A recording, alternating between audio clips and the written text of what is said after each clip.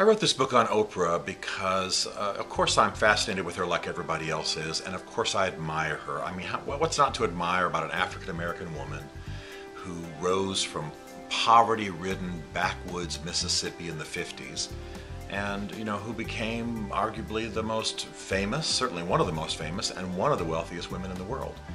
And then in addition to that, has had such a huge impact on American culture. So yes, I'm intrigued with her, I'm fascinated with her, and there are areas of her life that I admire.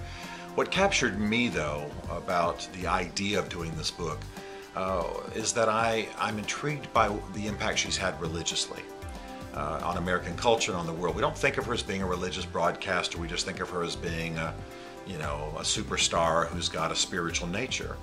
But the fact is that with her program and the millions of viewers, she has encouraged a brand of spirituality, which I think now that she's off of network television and doing her own network, we can evaluate. We can look at it as a total package.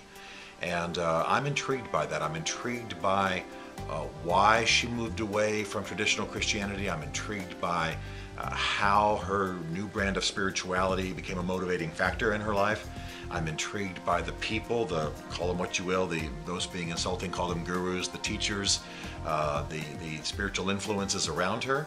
And I'm intrigued by how she then turned and urged that in America. I'm also intrigued by the fact that a lot of her audience were African-American women who were churchgoers.